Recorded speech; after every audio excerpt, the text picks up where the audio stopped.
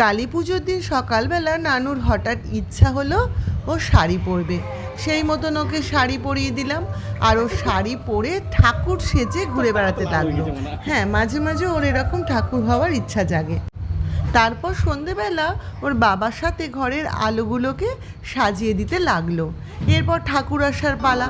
ঠাকুর এসে যেতে সবাই আনন্দ করছে, নাচানাচি করছে। ওদের সাথে আমিও একটু তালে তাল মিলিয়ে দিলাম। এখনও সেই শিশু মনটা মাঝে মাঝেই উঁকিঝুঁকি দেয়।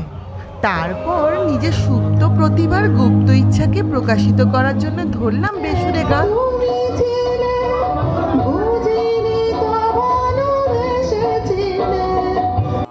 ঠাকুর আসনে বসে গেছে, এবার আসে অলক্ষ্মী বিদায়ের পালা।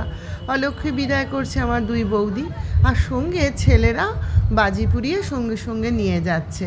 হ্যাঁ, এরমভাবেই আমাদের বাড়িতে অলক্ষ্মীকে কালী পুজোর দিন রাত্রে বিদায় করা হয়। আর এরপরেই আসে মায়ের পুজোয় বসার পালা।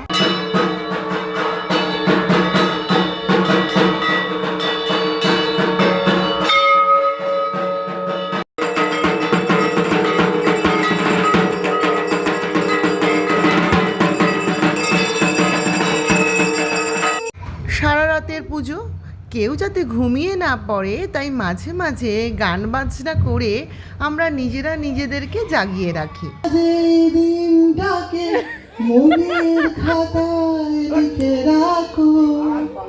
আমায় পড়বে মনে যেখানে থাকো, ও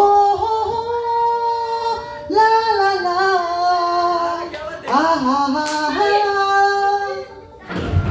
এইভাবে কোথা দিয়ে রাত পেরিয়ে পরের দিন সকাল হয়ে আবার সন্ধে হয়ে গেল, আমরা বুঝে উঠতে পারলাম না।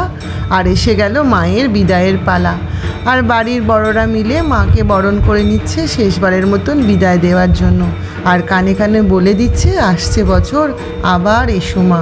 হ্যাঁ, এই মুহূর্তটাতে মনটা খুবই ভারী হয়ে যায়। এইখানেই মায়ের মায়া। মাত্র একটা দিন মা বাড়িতে এসেছে, অথচ যাবার সময় কতটাই না মন ভারী করে দিয়ে যায়।